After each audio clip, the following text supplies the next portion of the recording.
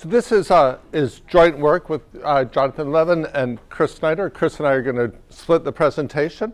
So this presentation grows out of some work that we did on a policy problem.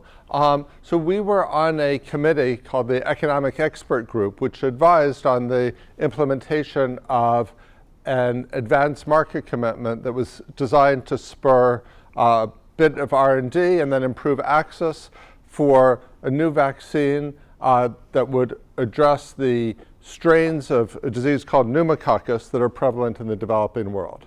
And so that happened quite a while ago, but we're just getting around now towards trying to write up some of our results from that.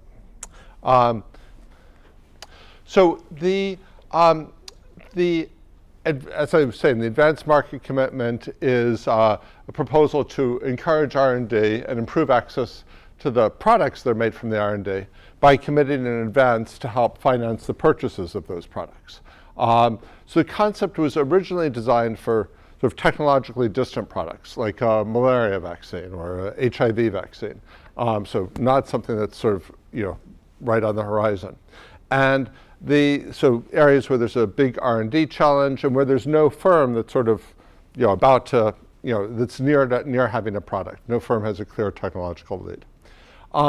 The G8 had decided, and I'll say a little bit more about this later, they decided to create this what they called a pilot advanced market commitment for this pneumococcus vaccine that would cover these other strains of the disease. There was already a pneumococcus vaccine that covered the strains that were common in the rich world, but there's somewhat different strains that are common in the developing world. So that was a much smaller technological challenge. Still, I don't want to underestimate it. There's still some technological challenge. So this economic expert group that we served on was charged with trying to think about how to adapt this and how to implement it for this product. Although our charge wasn't framed in those terms. That's sort of ex post.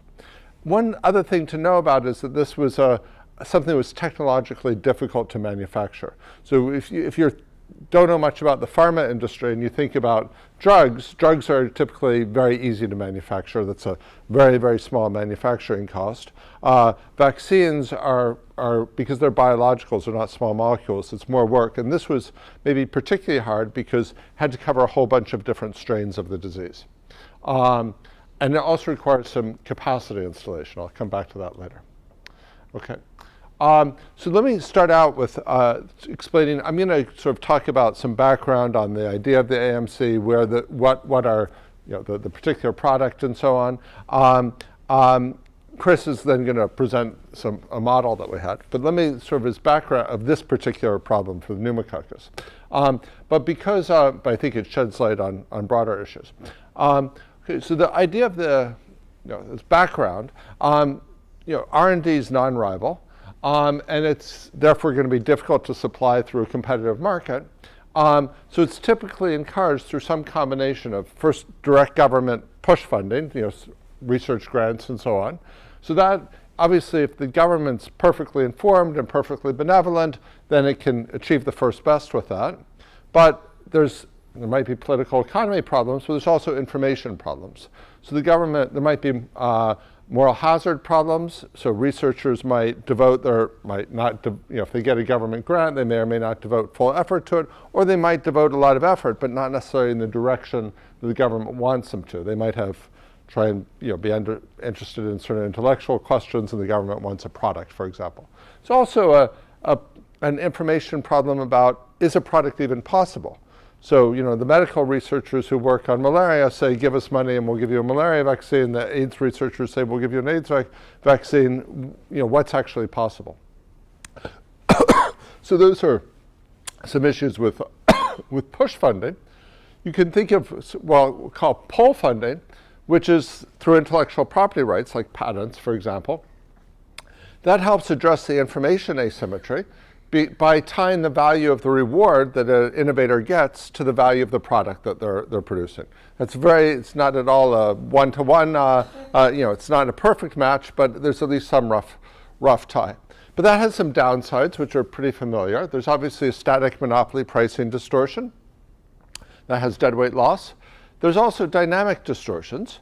So first, there's excess incentives for substitutes. So if a firm has let's talk about a drug. If they have a drug, another firm might enter with a Me Too drug.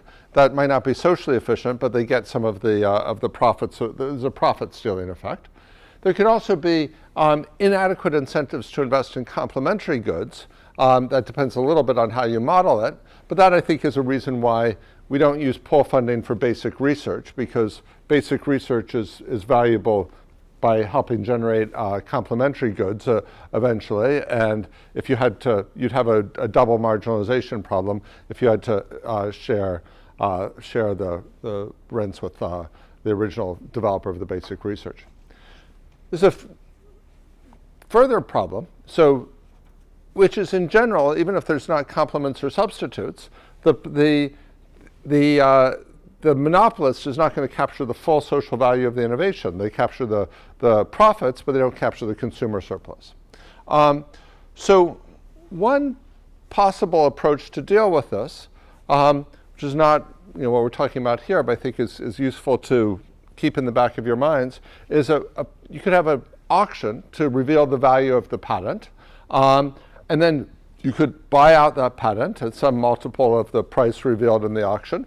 And then you could transfer it to the bidder with low probability. That should get people to bid their true valuations. And then put it put the patent in the public domain with high probability. And if the patent's put in the public domain, that obviously solves in a very simple model, that would solve the static monopoly pricing inefficiencies, because the good could be sold at cost. And it could also address some of these dynamic distortions.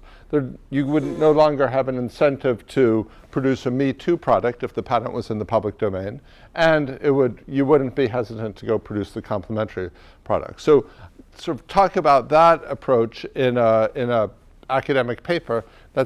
I'll explain a little. I think it's useful to think about that as think about AMCs in light of that, and compare what they do. Let me switch to now the case of vaccines in particular. So I think in general, because a monopolist only captures part of the social value of an innovation, private incentives to do R&D under a patent system are going to be smaller than social incentives. You can have patent race effects and other things, but at least in a simple model. But I think there are reasons why for vaccines, I put sort of two less than signs there. The private incentives might be a lot less than the social incentives. And the key reason for that is, first, vaccines generate epidemiological externalities. If I take a vaccine, that doesn't just benefit me, it benefits everybody else in the room. It's also the case that the dynamic distortions, the fraction of the social value of the vaccine that the monopolist can capture, is particularly low when you face a particular type of shape of demand function. And if you think about sort of a simple diagram, where a monopoly pricing diagram, there's a demand curve. The monopolist sets a price and captures a rectangle under that demand curve. If you think about, well, what shape of the demand curve minimizes the share of the area under the demand curve that the monopolist can capture? Well, if you just think about it, you can see it's going to be something that's shaped like that. Okay? What's shaped like that? Well, Chris and I have another paper in which we show that it's a symmetrically truncated zip curve. Here's the intuition for that. With the zip, so think of what would equalize the area of each possible rectangle under that curve. What will equalize the area of each possible rectangle under that curve is if a 1% increase in price leads to a 1% reduction in demand. This is if there's a zero marginal production cost. So that type of a relationship where 1% increase in price leads to a 1% reduction in demand, that's a zip-like distribution will give you that. And we show that for actually the surprising number of diseases, not just HIV, but even for heart disease, the distribution of risk in a population is fairly zip-like. Okay, so these distortions that mean that, clearly the epidemiological distortion, but also this ZIF-like property, means that they're going to break the link, or at least weaken the link, between the private and social value of the product that's being produced, which means the patent system is going to do a less good job of the aspect of the patent system that does well, which is provide at least a rough match between private and social incentives to invest. But the other thing is, these are both going to lead to static distortions, under consumption, and the ZIF one just creates potential for that. It depends on how. If you're exactly as if the monopolist is indifferent between any price, but small departures from that, they may serve a very small portion of the market. So there's going to be, clearly the epidemiological externality creates underconsumption. That creates a role for the government to just say, look, we're going to come in and purchase all these things. So that's typically what happens with vaccines. It's not that individuals purchase it, it's the governments purchase it. That doesn't necessarily mean that the price will be that the price would be inappropriate. The government could set the price. Oh, here's a picture of a ZIF demand curve that we estimate for HIV. Not a ZIF demand curve, what we actually estimate, but you can see it has a quite ZIF-like shape here. Okay, let me just I won't spend time on that. Okay, so. If you think about the special case now of vaccines for developing countries, so we're assuming the governments are going to buy it. Well, the developer, and let's think about these very high-profile, really major killers like malaria or HIV. Well, the R&D on these is a global public good. It's going to benefit many different countries.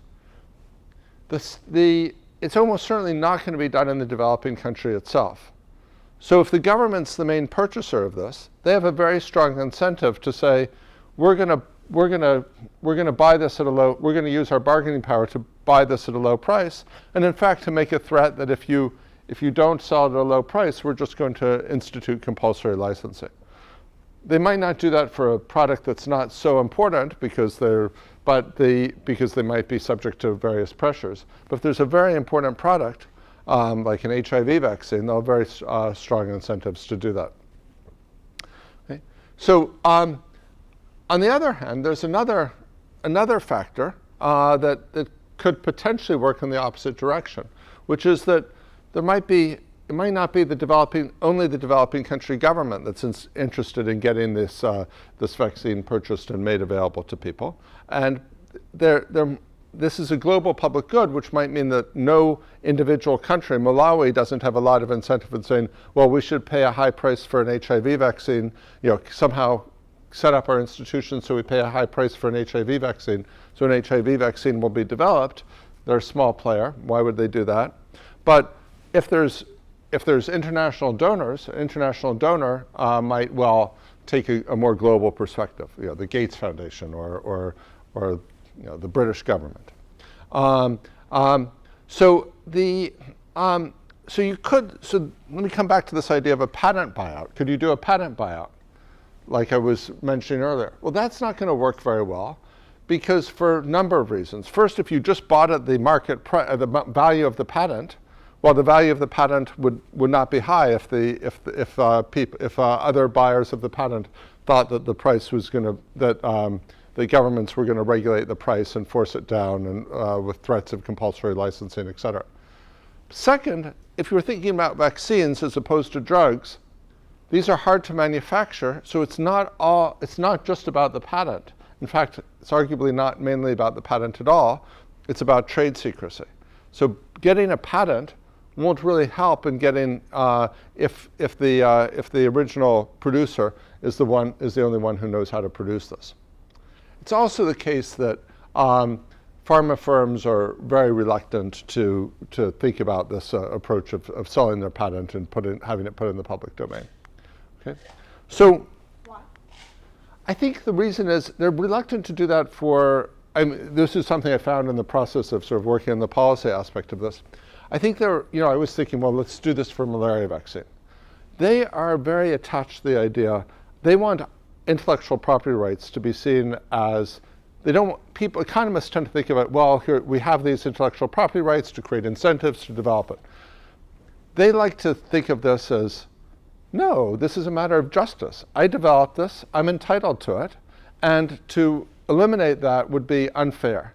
And so the idea of breaking this link, they're worried about the markets in the rich country. They don't care about the market from a profit point of view. They don't care about the markets in the poor countries. So even if they wouldn't want to do something that sort of undermines the ideological legitimacy of the idea that they develop the products and then they sell the products. Yeah. So completely, wearing a different hat as someone who studies the patent system, I completely agree. But like, couldn't you offer them enough money? Like, there must be some level of justice that they would accept. Yeah, but they would. You'd have to pay them not just for the malaria vaccine, but for undermining the principle in the rich countries. So, okay, but sorry, what? That might be worth investing in. Yeah, no, that you could argue that too as well. Okay, so the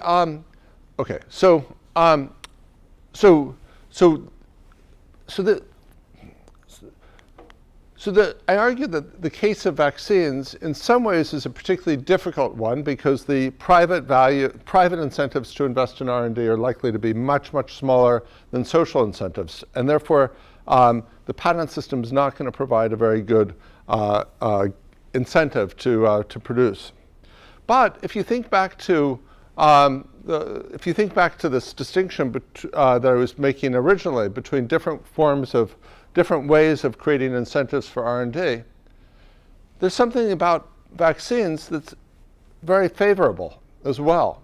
And that's, for vaccines, it's much easier to estimate the social value of an innovation than for many other types of innovations. If you think about the Post-it note, for example, how do we know how much of a reward to pay for the Post-it note? What's the social value of that? Who should get the Post-it note? Who shouldn't?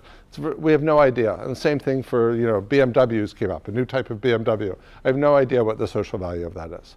For vaccines, obviously we're not going to get it exactly right either, but it's a little bit easier because, first of all, the health authorities typically know have some sense of the prevalence of each disease. We have some sense of how many people are dying from malaria, how many people are dying from AIDS, et cetera. We also have, you can argue with these things, but there are these estimates of the disability-adjusted life years lost to different diseases. Anytime the government of, say, the UK, any country other than the US, is making health decisions, certainly the UK would be one that does this very strongly, they have big institutes with health economists who try and estimate the social cost of these diseases. A bunch of assumptions go into that, but that's already part of the health system. Then in terms of, is the product a good one? Well, it's hard to say whether this is a particularly good car, particularly good, music CD or TV show or any of the other types of innovations or that people would do. But vaccines and drugs, for that matter, have to go through a regulatory process.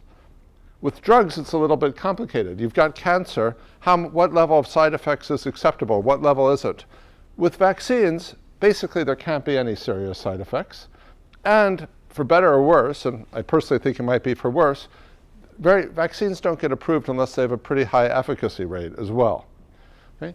So that means that if you have a vaccine, and you'll know what the efficacy rate is because the regulatory authorities will insist on trials on this, and very heavily regulated trials. So you'll know the efficacy, you know the number of people that this will affect, and basically most vaccines, or some exceptions, would go to an entire birth cohort if it's a childhood vaccine. Obviously it's a little bit different for HIV, but certainly malaria vaccine would go to an entire birth cohort. So you know the optimal quantity as well. So you have the sense of what's the optimal quantity to reach, and you have some sense of the overall social value. So that opens up this scope for what we call an advanced market commitment, which could potentially provide R&D incentives and also address some of the static distortions. So the basic idea is you specify what's called in the industry a target product profile. What are the characteristics the vaccine needs to have? Efficacy against which strains, whether it's 3 doses or 1 dose, things like that.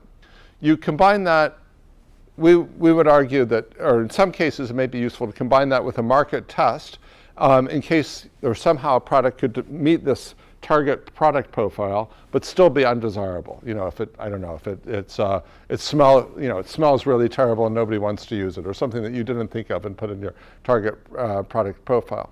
And then a donor could commit to a subsidy conditional on the country purchasing this at marginal cost, and a producer agreement to continue selling this at a marginal cost at the end of the subsidy.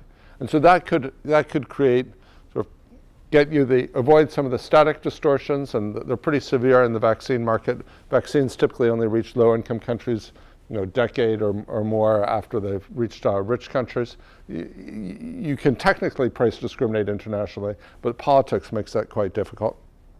But also potentially mean you could provide appropriate or stronger dynamic incentives than you currently have. And we think dynamic incentives are currently too weak. So that would be the idea of an advanced market commitment. Let me say a little bit about moving from the idea work to the actual thing that was practically implemented. So the initial academic work focused on this distant product, like malaria or HIV. And there were a bunch of assumptions that were sort of implicit when we were thinking about that case. As I indicated, the actual AMC that was implemented was for a much closer product. So one was the idea that there's a sovereign buyer who's got full bargaining power or a threat point of compulsory licensing, that the donor can fully commit to making payments, that the production and capacity installation costs are negligible relative to the R&D costs, and that the producers don't have private information on that cost because nobody really knows what an HIV vaccine is going to look like right now. So it's not like one producer's ahead in the race and knows the cost for the production cost. So if under those conditions, if you know the net present value of the payout, and if you are going to require marginal cost pricing, the exact combination of the price and quantity, how much, if you're giving a payoff of, paying some subsidy above marginal cost for a certain number of units, you care about the net present value of that. You don't care about the spread of that over the how much of a price you pay and how much quantity. The shape of that rectangle doesn't matter very much. As Chris is going to say, in the model that we were facing was a somewhat different situation. Okay, why was it a different situation? Well, there's a process of going from this idea to policy. There was a working group at the Center for Global Development. They sort of tried to translate this into something that wasn't that was useful for policymakers. They recommended both a technologically distant product and a technologically closer product, and with the idea that the latter one would in some ways be a pilot. The G8 considered this and decided to do it, but they said we're going to do a pilot focusing on the technologically close targets, and they picked pneumococcus. That's a major health issue, so it was important from that standpoint. There was already a product, a 7-valent product, I believe. Tell me if I've got this wrong, Chris. And 2 firms had products in development that would cover many more valents in common in developing countries. With this technologically close target, the cost of production, because the R&D costs are going to be much smaller relative to the cost of production and the cost of capacity installation. Capacity installation is going to be particularly important because this was a multivalent vaccine that's difficult to manufacture. One thing to know about vaccines is the licensing process is actually specific to a plant. It's not like here's the molecule. It's you actually license a particular plant, which means when you build your plant, you're choosing your capacity, and it's very expensive to increase that capacity later. You need to go through the whole licensing process again. And as Chris is going to explain, that implies the timing and design of the payout is going to be very relevant. It's also the case that the firms, because there were firms that already had a technological lead in this, they knew more about what this was going to look like and how much it would cost to manufacture and install than did the public sector. So they had private information. I would also argue that the threat point was probably pretty different. If you're a Malawi and you say, we're going, or a coalition, Malawi has no power in any situation in the world, but some coalition of developing countries and activists might have some power on HIV pricing. But the power that they have on a pneumococcus, saying, well, we want access to this pneumococcus vaccine might be much smaller. So the threat point of we're going to just not follow your IPR rules is a little bit harder. Okay. Let me turn it over to Chris, who's going to try to model this situation as opposed to the situation of the technologically. But the way you first motivated this was about incentives to innovate, and this problem just seems like ex post. Once you innovated, like the market size, or like I wouldn't go that. I think there's a much bigger component of this is more like procurement. But my personal view is there was still an innovation. So they had already launched R&D efforts on this, but a lot of R&D efforts getting abandoned midstream. So my personal view is there was not zero R&D to be done, but that was there was a much the relative importance of the relative importance was different. But there's still some R&D to be done, but there's also just a lot of capacity installation to be done. Yeah. It seems like the last problem we talked about was it's sort of like some version of the Samaritan's dilemma problem. You want the advanced market, you want the donors to commit, but to also commit not to commit any more money, right? Is that well, Chris, the concern is that otherwise they'll be held up, and they don't want this coalition of developing country governments would say pay for the marginal cost too, or is that? We'll re-ask that question when we get into the model, and we'll see. So here's the we're going to get into some theory in the model. So this is as opposed to some of the other papers we saw, a pure theory paper from now on in. And I think actually the contribution that we're making here is maybe not the math. It's not that hard. It's actually the setup of the model is kind of interesting. So there are a couple players here. We have the country who's experiencing a health benefit, and we'll call that B of Q. And initially, we're going to assume that they're so poor, actually, that they can't contribute at all toward the purchase of the vaccine, and we'll relax that later. And then there's a donor who's an imperfect altruist who has this coefficient alpha times the actual health benefit experienced by the country, and then the donor doesn't like to pay money. So that's the utility the donor gets each instant. We're going to assume that they bargain with the firm over the vaccine supply ex post. So we're going to have some, they're going to set up this initial advanced market commitment terms, but they can't commit not to negotiate ex post. We're going to assume that. So there's a question about whether putting some money in an account, if you're just taking from one pocket, putting in another, would that have any effects at all? You might think no, and we'll try to explain why it might. They're going to consider designing this advanced market commitment. It's going to specify initially two parameters. One is just an amount of money that's going to be dedicated in the set-aside fund, and we're going to call that F. That's basically, if they're contributing a stream of payments, you think that's the net present value of that stream of payments, or just this upfront contribution. And that we're going to assume that that's going to be put in this account. It's kind of, in a sense, untouchable for any other purpose. If not, then it's not going to necessarily have much commitment value. The advanced market commitment is also going to specify a subsidy rate S, and maybe some other features too, but those are the main two. So this is going to be a payment during this advanced market commitment period. It's going to be a top-up on top of whatever other payment they might make. Then there's the firm. Initially, we're going to assume they're a monopolist. We'll allow for competition later. The firm might make some R&D investment for a technologically distant product. For a close product, this might not be so substantial. Also, a sunk capacity investment. So this total amount of the quantity, capital Q, times some cost per unit, capital K. There's going to be a flow production cost. So each period, you're going to have some quantity of vaccine doses produced. We'll call it little q. It can't exceed capital Q. It has to be less than the capacity investment. And we'll say that's the production cost is little c. And then the firm bargains with the donor over the vaccine supply ex post. Here's the timing. So initially, the donor just unilaterally sets the AMC terms F and S. Then the firm goes ahead and invests in R&D for a technologically distant product, and then builds capacity for either type of product, whether it's technologically distant or close. If it's close, this is going to be the main sunk expenditure. So this is the ex ante period. And then ex post, we have production and bargaining. So there's going to be donor and firm bargaining throughout that period. You can't commit not to doing that. But the advanced market commitment, that's going to provide a subsidy during what's called the AMC period. And there's going to be this payment per dose. If there's a fixed account that was set up, that might be exhausted. When it is, this cap T period is hit. And then that leads us into the tail period. There's going to be some sales there. And there's going to be bargaining that we can't commit not to do that. But there's no extra funds then. That's all been exhausted here. Any questions about the timing? OK. So some benchmarks.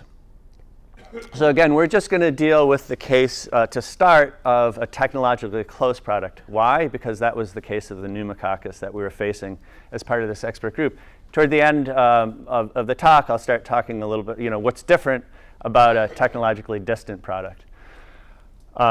So first of all, let's look at the integrated benchmark. This is the donor and the firm. They combine to maximize basically the net present value, the present discounted value of, this is the donor benefits over time minus the costs to the firm of the production costs, and it's discounted. And also subtracting off this upfront expenditures on installing capacity. And if we put that all together, it comes out to this simple flow benefits times this discount factor. And what we've done here is this kappa is just kind of the, if you're funding this capacity and with a perpetuity, that would be the payment per period you'd have to make for each dose. And this is maximized subject to the output can't exceed the capacity cost. Sorry, the output can't exceed the capacity that's been installed. So if you take the first order condition, it's very simple. We just get that, in a sense, marginal willingness to pay equals, for the donor, alpha times B prime of the quantity that's optimal equals this generalized cost, which is the production cost per dose plus this sort of discounted cost of installing capacity. All right, so if you increase capacity, there's going to be a production cost plus this capacity cost. So that's the integrated benchmark. In a sense, it's not the first best because the donor is actually an imperfect altruist, but it's the integrated optimum. OK, so let's see what happens in equilibrium without an advanced market commitment as a benchmark. The principle of full capacity utilization means that output is going to equal capacity. There's no sense in over-installing capacity. That's just, that turns out to be true in equilibrium. The donor and the firm are going to engage in Nash bargaining over ex post surplus. So what is that? That's just this piece here. Forget the capacity cost because that's sunk. That's not subject to negotiation. So they're just going to bargain over this piece, which simplifies down to that. So what's the firm's ex ante profit? The firm is going to get some bargaining share beta times this, minus, of course, they have to, from the ex ante perspective, they have to install the capacity. So it's just this term here, which you can simplify to that. Then you just take the firm's first order condition, and you get this condition here that alpha B prime, or this willingness to pay for the donor, equals C plus. Basically what happens is you inflate the capacity cost because it's not all going to be covered. The more bargaining power the firm has, that makes this problem less severe. But if that's small, effectively this capacity cost is really inflated. That's just the holdup problem. So you can see that here's just the donor's willingness to pay. The integrated quantity is just where this generalized production cost, including capacity and, generalized marginal cost, which is production and capacity installation cost, intersects the inverse demand curve.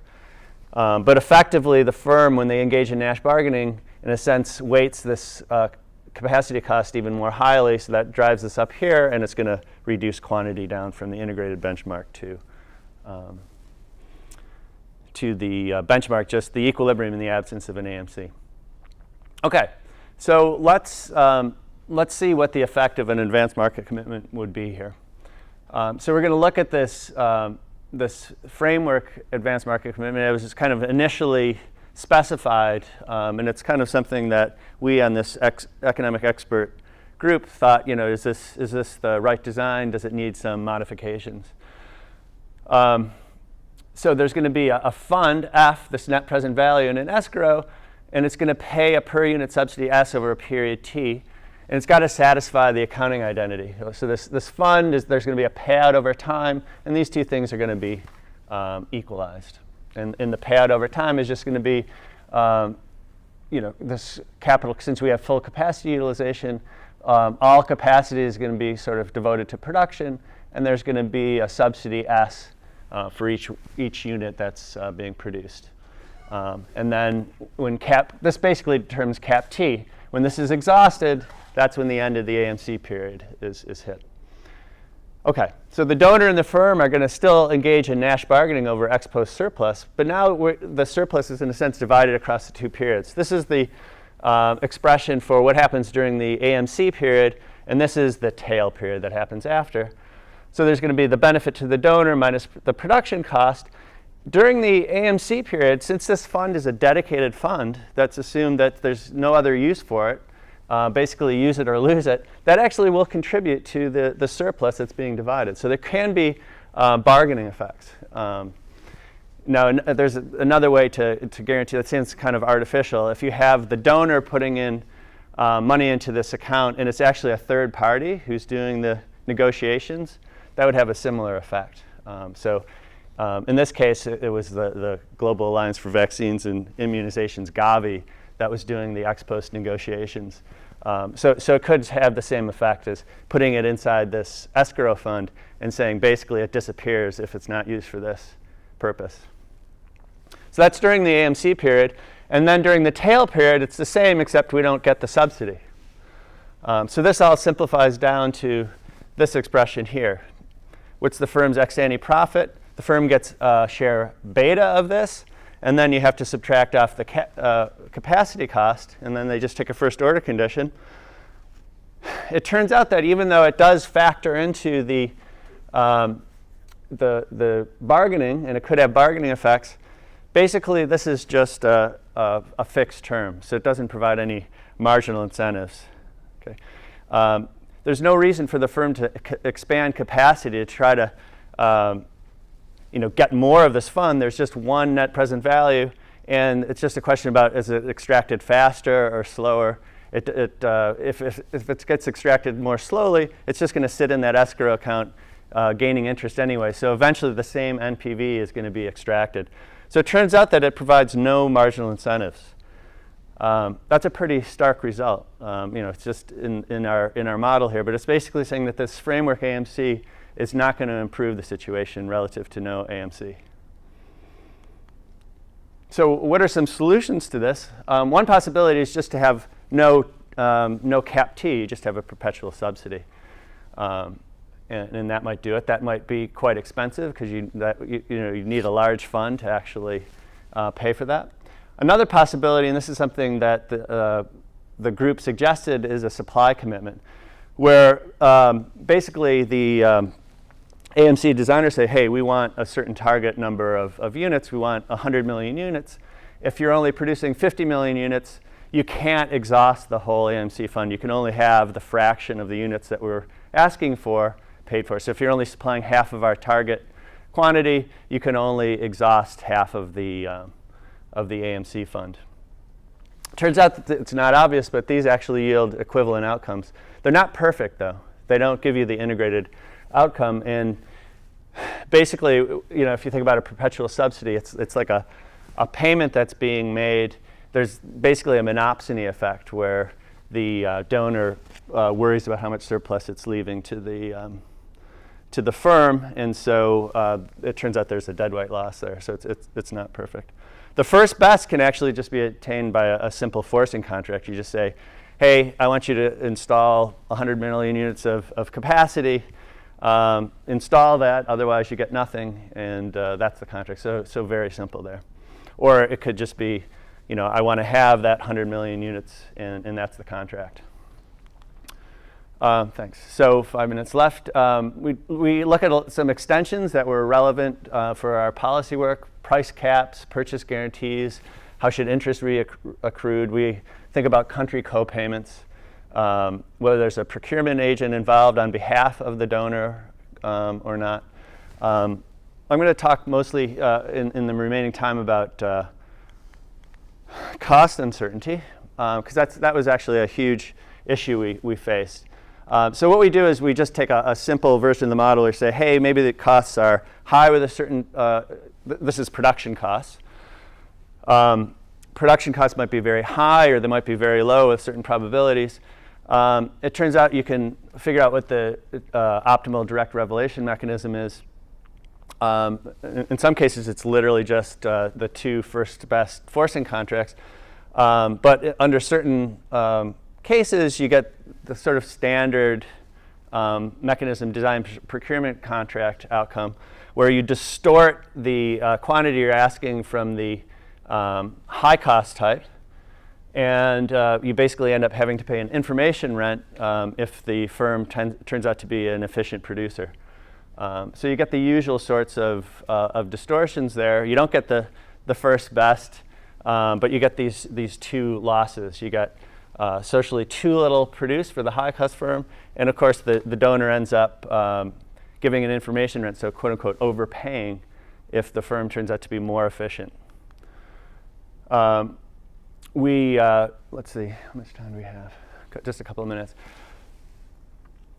So we look at the case of competition, which is important because in fact we had two potential producers. So we allow for N firms. We generalize Nash bargaining to Shapley bargaining. We still think bargaining's important, and it's realistic to assume that. It turns out that even in the absence of an advanced market an AMC, competition is good, so the donor is going to end up doing better. It turns out that our stark result that the framework AMC provides no incentives, that goes away. We got partial incentives, and in fact, as you get more and more firms, in fact, the framework design can actually be better than the supply commitment, but it's for subtle reasons I could go into afterwards. Okay, so let's spend too little time on the distant product. So that was all trying to design the very subtle design features to try to incentivize capacity installation for a technologically close product. For a distant product, you get a number of interesting additional insights. One is that the country co-payment was sort of a second order issue before. It becomes, in a sense, there's a first order benefit to including this, and it's basically as a kill switch. So suppose that the subsidy is going to be paid for this product that actually isn't all that useful in the end. Maybe it's, as Michael was saying, the product doesn't smell nice, so people don't want to use it, or maybe it needs cold chain capacity that's not there. If you're signing these long-term contracts, say, if you invent a vaccine that we'd like, maybe it'll be 20 years from now, here's the subsidy, but how in the world are you going to design this complete contract that specifies all the features that you'd want? There are going to be things you don't anticipate. The country co-payment, which says some country has to be there being willing to pay something for this, whether it's marginal cost or a fraction of marginal cost. If it turns out not to be useful to the country, they're just not going to pay for that, and so the firm has an incentive to invent things that are actually useful to the country, but also if it turns out not to be useful, you don't end up actually spending the AMC funds so they can go back to the donor. You don't want the donor to make that decision because that just gets rid of any of the commitment value, because then they'll just basically be back to the holdup problem. So this way you enlist the countries to do that job for you. It turns out that incentives are, Michael talked about this, they're easier at the extensive margin of whether the product gets developed or not than the intensive margin of trying to incentivize the exact amount of capacity installation. The framework AMC can provide incentives even with a monopoly if all you're trying to do is incentivize R&D. What matters is the amount, the amount of the fund rather than the precise details of the shape. In fact, here's an interesting result. The donor may actually prefer a distant product, even though this additional R&D has to be paid for and incentivized.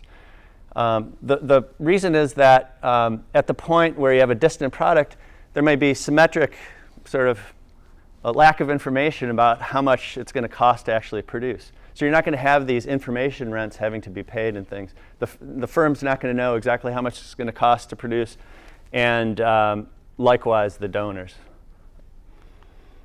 So postscript, following the AMC, two firms did develop the products, and they both decided to participate in the AMC. Ended up delivering hundreds of millions of doses, and you could imagine hundreds of thousands of lives saved. There was controversy. Doctors Without Borders, among others, said that the price was too high. This is a giveaway to firms. Why not pay for the polio vaccine, which was much, much cheaper, for example? So that's an interesting debate to have. So what can you do? The model implies that once you choose a target and limited numbers of technologically close firms, we see it right in that model with asymmetric information about costs. There's going to be giveaways in a sense. There's going to be an information rent. We predict that, at least to the low-cost firm, and you're going to have distortions to all but the least efficient firm. There's going to be information rents paid. How can you address that? Well, one thing is if you just choose a technologically distant product. We chose pneumococcus, which is close, or it was chosen for us.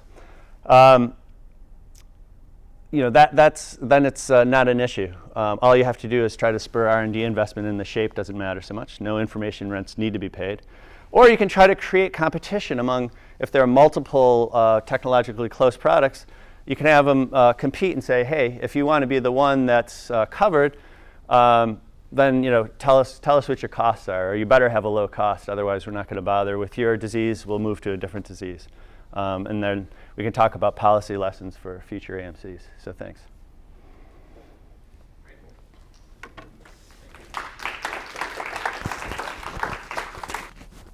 All right, before I switch to my slide deck, I just have a quick comment on this footnote here, which is that there have been similar ideas proposed for thinking about standard essential patents.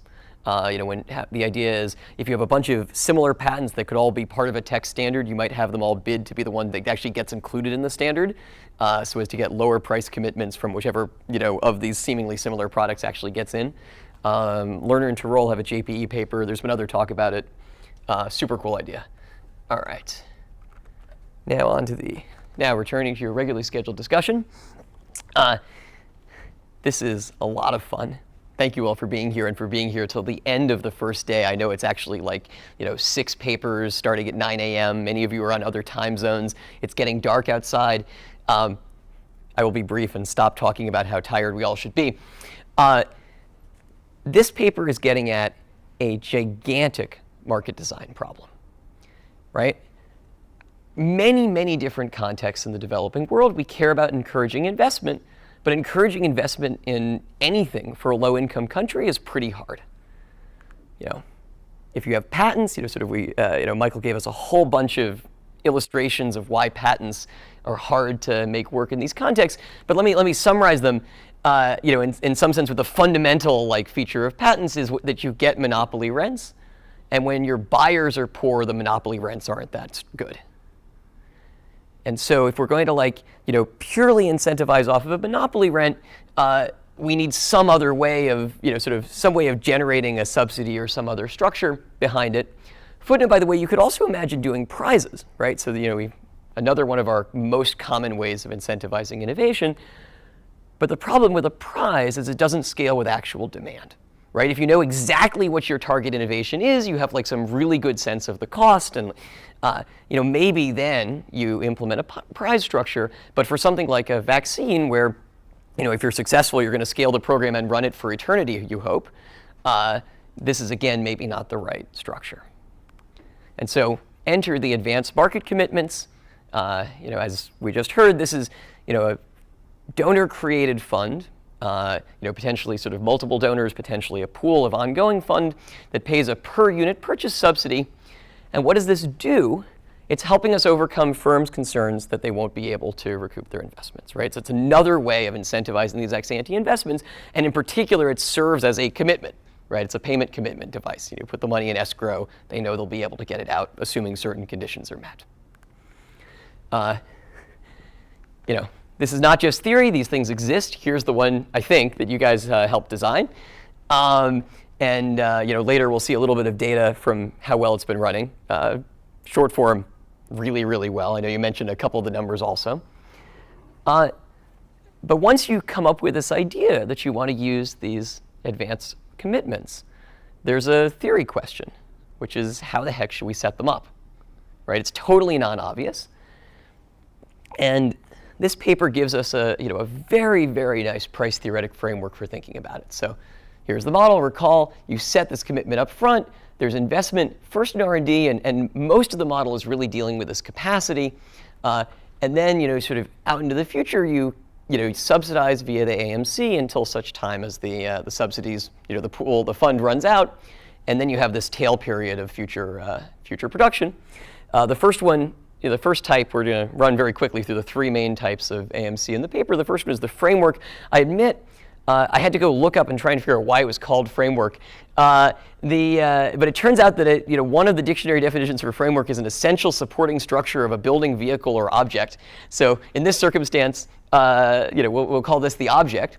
And it's exactly what it sounds like. You have some big fund, and you're going to subsidize each vaccine unit until you run out. And we learned that this works well if it's perpetual, right? So a perpetual framework AMC, just sort of, it's solving the problem that monopoly rents are low. But if it's temporary, they have this really elegant, price theoretic observation, right? Like, you've already learned some economics by this point in the paper that, it doesn't really do anything because the funds in escrow are accruing interest as well, right? And so the firm, is going to get that money eventually if it's going to be perpetually supplying vaccines, and so it's not at all worried about, where the money is accruing interest in its bank account or in the escrow account. And so this is what pushed the committee towards these supply commitment contracts. So here you commit to a fund and a per unit subsidy and a target quantity. And now you're going to grow the effective fund. So you can only sort of unlock parts of the fund if you're producing up to the supply. And so now you've sort of solved this problem because the fund increases on the margin each time you supply a new unit up until it's exhausted. So then there's this, third, perhaps a little pie in the sky contract option, which is what's called a forcing contract. This is just sort of your, we need to hit exactly this target, and we're only going to provide the subsidy if we get there. And of course, this is going to be efficient, right? We're saying let's target the efficient quantity, and we're going to pay you what's effectively a huge bonus. It's almost a little bit like a prize, except that it gets meted out, sort of as a subsidy. We're going to pay you if you get to the efficient point. And so sort of the first result, the monopoly case in the paper, is that forcing contract beats supply commitment beats framework, QED. And this alone, I think, is actually like really useful. Both, we've done some price theory. We understand sort of the difference between these contracting structures. We've expanded the space of potential contracting structures we might think about. But also, you can go to one of these organizations you're working with and say, hey, at minimum, the design of the contract has impact on the outcome. And it tells you a little bit about what sorts of information you want to gather, right? If you thought you were going to try be able to implement a forcing contract, you'd better have a really good sense of what the total demand is going to be and so forth. But of course, it's also not the entire story. So very quickly, let me speak to a whole bunch of the things that were on those last couple of slides. I'll pick and choose to make sure we get to future options. But first of all, and perhaps sort of most ex-ante counterintuitive for me, was that the framework approach actually amplifies the effect of competition. So we've just that remember was the loser. That was the weakest of the AMC options. But once you have firms competing, and I admit I didn't completely grok the intuition, but it seemed like what was going on was that now the firms are going to compete to accrue the subsidy at a faster rate, right? You get to exhaust different bits of the fund, and if you invested in a little bit more capacity than your competitor, you get a much larger sort of chunk of the subsidy over time. And so this, because all the capacity investment is up front, sort of amplifies the more competitive the market is. Is that about right, incidentally? First order? Cool. Awesome.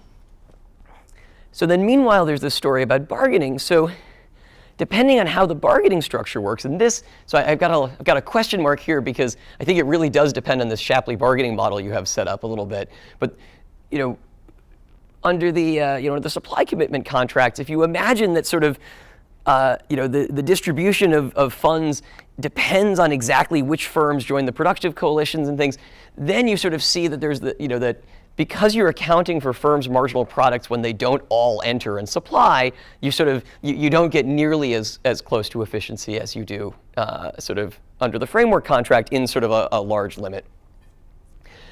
Then of course there's this question about research and development. Talked about that at the end of the talk, so I'm gonna skip over it here. There's this question about asymmetric information regarding costs. This was one of the closing points of the talk. Long horizons and uncertainty are framed as a good thing in this contract theory exercise.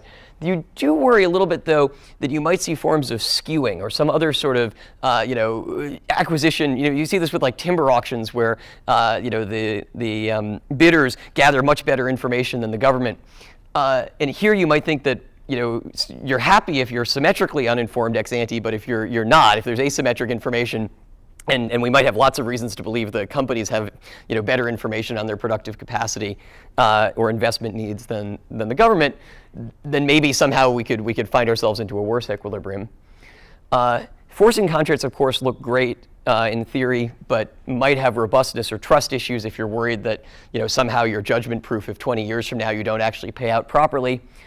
And then lastly, and this I think there's actually like a really easy extension to or hopefully easy, tractable maybe, extension to the model. You could think about an entry margin where firms have different costs of building factories, investing in capacity. And it's possible that these contracts are also stratified on the extent to which they actually incentivize firms to enter over fixed costs. All right. We talked about this at the end. This is this big asymmetric information issue with distortion. That's exactly what you see in other procurement contexts. Outlook, as I said, and as you heard in the talk, this is going pretty well. So annual number of doses of this vaccine, sort of start at 0, go up to 7, and they're now up to 156. Don't worry, those are not sort of straight numbers. Those are in millions. So they're vaccinating 156 million per year at this rate. But now I want to sort of pull us back pull us back in our heads and sort of maybe push further down the line of vaccine delivery. So this has always been, for me, one of the most unreal facts I've ever heard about vaccines. So in, 2012, I think, the Gates Foundation Vaccine Challenge winner won for vaccine delivery innovations of the form implementing annual vaccine schedules for communities and other simple steps like adding phone numbers of vaccinators to children's immunization cards, which increased accountability and allowed parents to access health workers. There are all of these very, very, sort of end of the line delivery questions in vaccine delivery. And in some sense, the innovations needed there, it's that last mile, but it's a pretty important one. So I found myself wondering whether we should maybe be thinking about AMCs tied to delivery rather than production, or maybe even hybrid contracts for production and then prizes for delivery or something like this to make sure sort of that last step gets accomplished. And then more broadly, and this goes to the model, you wonder how much being able to verify that the outcome was actually achieved do we need to incentivize investment? I know I'm over time, but let me say 2 minutes since we're now phasing into discussion and then dinner, sort of broader themes from the conference that link up with this paper as well. So we just saw how does ex post verifiability matter. This turns out to be really important in lots of the other papers we've seen today. But also, we've seen lots of threads of targeting different stages or different outcomes, sort of lots of different changes at once. Here it's production and and delivery, but we have a single instrument or a relatively simple set of instruments, and we have to achieve a bunch of different outcomes at the same time. And this, incidentally, strikes me as a place where there's a real role for economic theory, right? Like, making multidimensional problems unidimensional and understanding what's lost and what's not is something that mechanism design is well attuned for. The first paper this morning about grab, there was this striking fact at the end that we don't see a durable effect of the initial, pretty successful intervention. And same thing here, right? So or rather, not opposite thing here. We're thinking about the same problem here. The AMCs are designed to make that effect as durable as possible. And as we're thinking ourselves about marketplace design in development contexts, we should be trying to figure out how to make our good ideas stick, and understand what sort of contract and marketplace design infrastructure we need for that. And then lastly, of course, there's this very, very broad question of when should you centralize and when should you decentralize. This is something that market designers struggle with throughout all of our work, not just in developing economies. And so we should certainly spend time talking about that over dinner, minimum to hear some good stories of centralized and decentralized markets. So with that, we shall end the discussion.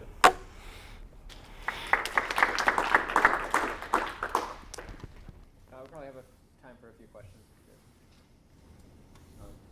I might be showing my complete ignorance of medicine here, but there was a mention of polio, which made me think, under what conditions would it be reasonable for us to think of B of Q as being convex, not a concave function, i.e. desire is to wipe a disease out in the way that has almost been done in polio?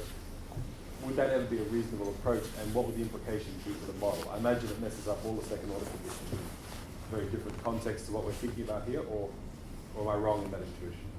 I can take that.